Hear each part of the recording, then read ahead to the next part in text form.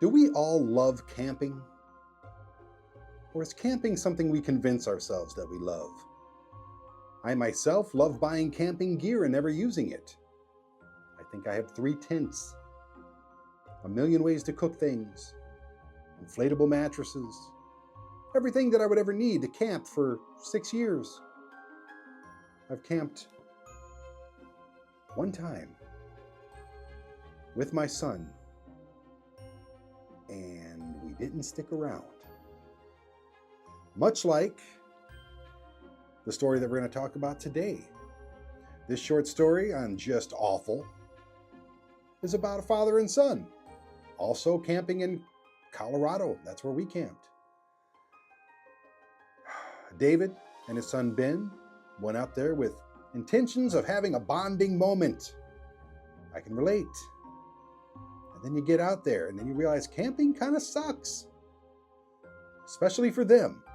Now we left because there was people shooting rifles loudly, not too far away. I did not want to get mistaken for a deer or put my son in any kind of danger, so we packed up, we grabbed our tent, and we took off. For Ben and David, it was a little different, a little stranger, a little more unbelievable.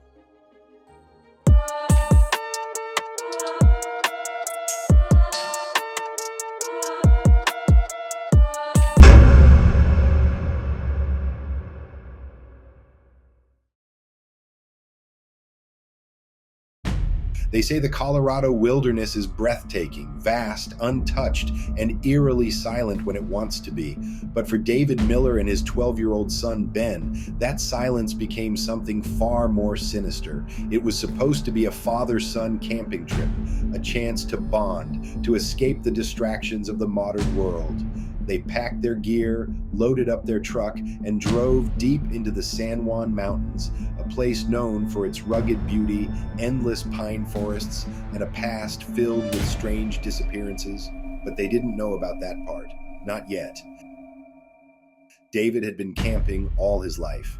He knew how to build a fire, track trails, and set up camp before nightfall.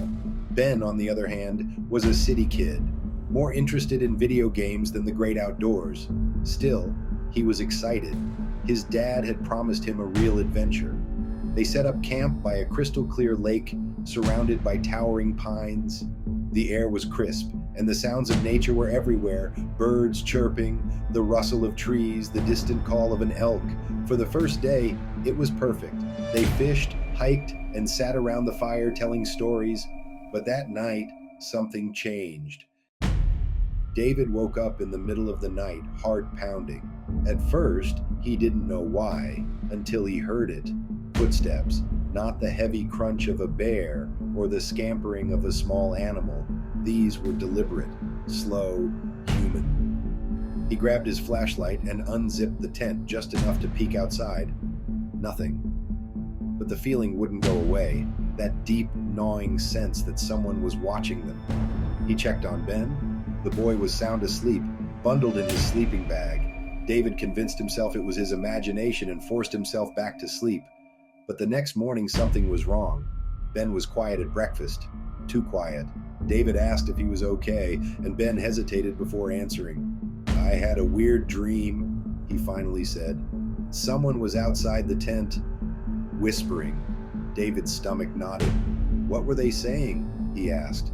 Ben looked down at his half-eaten granola bar. "I don't know. It didn't sound like English." David tried to shake the uneasy feeling creeping over him, but as they packed up for a morning hike, he noticed something that made his blood run cold. Their footprints, leading from the tent to the lake, weren't the only ones. There was another set, larger, barefoot, and they hadn't been there the night before. They hiked in silence, both of them feeling the weight of an unspoken dread. It was Ben who saw it first, something moving between the trees. "Dad," he whispered, "there's someone out there." David turned just in time to catch a glimpse of a figure, tall, thin, almost impossibly pale, watching them from the edge of the forest. Then it was gone. David grabbed Ben's hand and quickened their pace. By the time they reached camp, David had made up his mind. They were leaving. They packed quickly, throwing gear into the truck. Something was wrong with this place. But just as they were about to get in the truck, Ben froze, his eyes wide with terror. "Dad," he whispered, "where's our tent?" David turned. His heart stopped. Their tent, their fire pit, everything was gone. The ground where they had slept the night before was undisturbed. No sign of footprints, no sign that they had ever been there at all. Just empty forest. They heard it before they saw anything else. A low, almost inhuman whisper drifting through the trees. Ben clutched David's arm. "Dad," he whimpered, "it's saying something." David strained his ears, and then he realized it wasn't the wind. It was calling their names. David grabbed Ben and sprinted for the truck. They clambered in, locking the doors. But then, from the shadows, it stepped into the open. The pale figure, watching, waiting. David jammed the keys into the ignition, slamming on the gas. The truck lurched forward, kicking up gravel. As they sped away, Ben screamed, because in the rearview mirror, it was running after them. They reached the nearest town, breathless, shaken. David pulled into a gas station and stumbled inside. "Call the police," he gasped. "There's something out there." The cashier gave him a blank stare. Then slowly she smiled. "We don't get visitors up there anymore," she said. "Not since the last ones."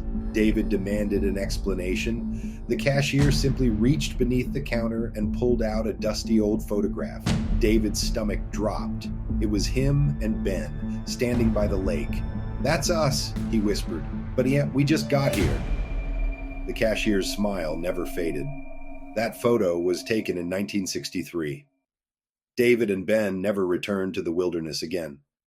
Because whatever happened that night, whatever took their campsite, their memories, their sense of time, was still out there. Well, I packed up and left, and Ben and David also packed up and got out of the mountains of Colorado. You may have a wonderful time out there camping, and I hope you do. I hope you stuff yourself so full of s'mores that you never want to s'more again. You roast some weenies over an open fire, you play hide and seek, you enjoy the shadows of the trees and the moonlight, and the hard grounds, and the wildlife sniffing out your camp. Bears, coyotes, bobcats, raccoons, bugs. Maybe you love bugs. Me, I'm a van lifer. I'm going to sleep in luxury. But you enjoy your little tent there and have yourself a good time. Be a happy camper. But for me, I'm done with that. And obviously for David and Ben, I'm pretty sure they're done as well. Please hit the like button.